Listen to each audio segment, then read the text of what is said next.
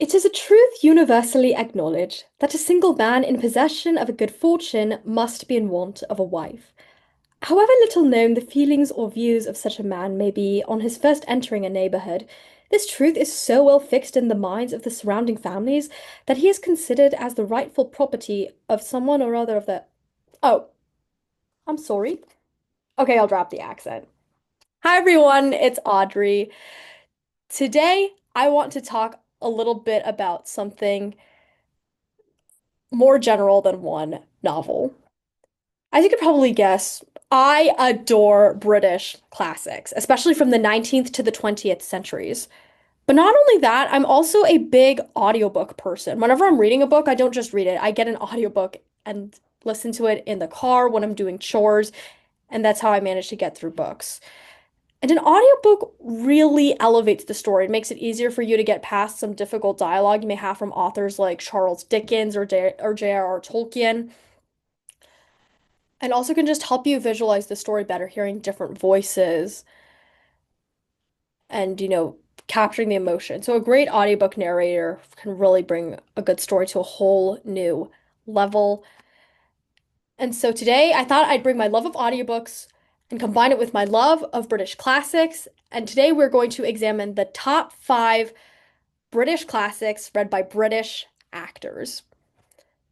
Alrighty. Fifth place is Wuthering Heights, narrated by Joanne Froggatt. She mentioned in a little note at the beginning of this audiobook that it's been one of her favorite books since she was a kid. And you can just tell from hearing Froggatt's delivery that she really does love Bronte's novel. I listened to this book a year ago, and in terms of the story, I didn't love it, but like her sister Charlotte, Emily is a fantastic writer. So even though I'm like, wow, this book's so bleak, I do think it's definitely worth reading if you can tolerate the dark stuff. Froggatt does a great job capturing the emotion, but her voices weren't as distinct as some of the other that of other narrators I've read doing other books. But one thing that really stood out to me was the way she narrates Heathcliff. Because I read the first two chapters before I was like, okay, I can't keep up with this. You know what? I'm just gonna hear the audiobook. And I thought of Heathcliff as having a very deep, somewhat aggressive or imperious voice because like he and sorry, sorry about the background noise. Anyway, since Heathcliff and Mr. Rochester from Jane Eyre are both what you call Byronic heroes, I pictured Heathcliff as like Rochester having this very deep, imperious voice. But Froggatt does him with like this breathy, ethereal quality to how he talks. And I was like, oh, because one, it does set Heathcliff apart from the other male characters, and two, it does capture the sense of Heathcliff is a complete enigma. No one knows where he came from and all that. Yeah. Fourth place is Pride and Prejudice, narrated by Rosamund Pike. 14-year-old me read this and liked the story, but I found it very long and drawn out. So I feel bad for saying I'm not as in love with it as other people, but I do think Pride and Prejudice deserves its place in the literary canon. And I just remember this was one of the first books where on my own I was able to think, oh man, great narrator. Rosamund Pike does have a love for Jane Austen that they've said on certain Audible descriptions. She has also narrated Sense and Sensibility and does a phenomenal job with that.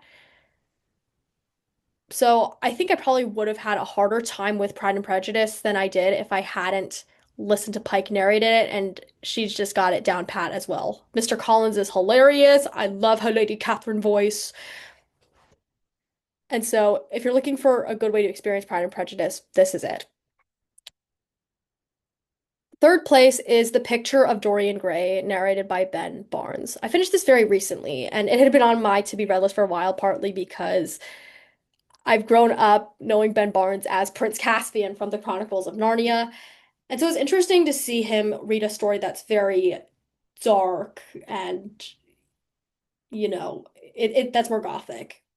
And Barnes was just, he did a really great job with the voices and capturing the emotion, and his pacing was so good. And I also just really liked the picture of Dorian Gray as a book, which is kind of ironic considering I told you I wasn't as keen on Wuthering Heights as a story. But I, Oscar Wilde, like his, like fellow Victorians, is a great writer, uses the language so well. And I think some of the themes in Dorian Gray are so relevant to our society today. Um, and so I just think, it was a great pairing of Barnes's voice with Wilde's writing. Our runner-up is Brideshead Revisited, narrated by Jeremy Irons. I think this is a book I want to read every year around Lent and Easter time. I finished it on Holy Saturday, and if you know the story, you will get why that's a perfect time to read it. You may recognize Irons as having starred in the 1980s miniseries of this book, and he does great voices.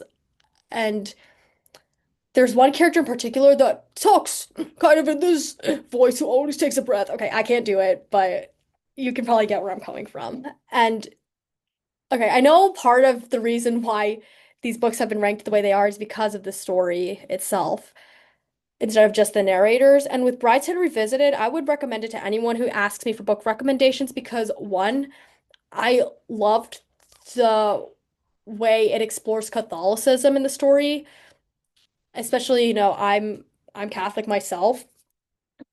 And two, after the Victorian era, the Roaring Twenties is probably my favorite period for fiction. All right. Our number one audiobook is Jane Eyre, narrated by Tandy Newton. If you watch some of my other videos, you probably saw this coming. Oh man, where do I begin? If you go on the Audible website, there's a video that they did with Tandy Newton about why she enjoyed reading this book so much. And you can just tell, like with Frogat's narration of Wuthering Heights, that Newton just has such a love for Bronte's writing and Bronte's storytelling. And I mean, all these actors are great at differentiating voices, but Tandy Newton, it's just, I don't know how she does it. Like, she just seems to like know no bounds when it comes to voices, at least with this book. With War and Peace, some of her voices start to sound a little similar after a while. Like, I just remember listening to Jane Eyre to complete a literature requirement for during a long car ride, and she gets up to the scene where Jane forgives her aunt, and I'm thinking, how am I listening? Am I really listening to the same person? And Newton just also really captures the emotion of the story and the pathos, and just like really knows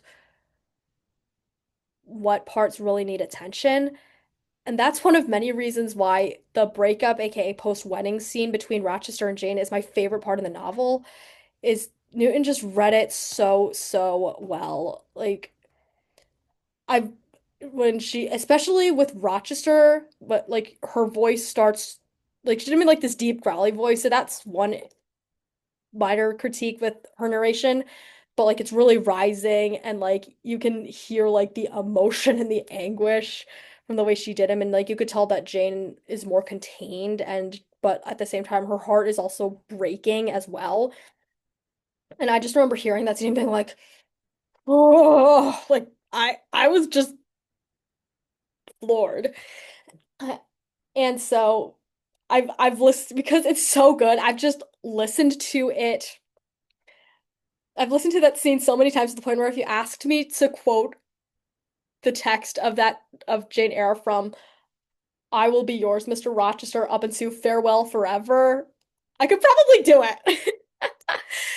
Oh boy. I love all the narrators on this list, but Tini Newton, she's one reason why Jane Eyre's just been a story I've been totally obsessed with for a very, very long time now.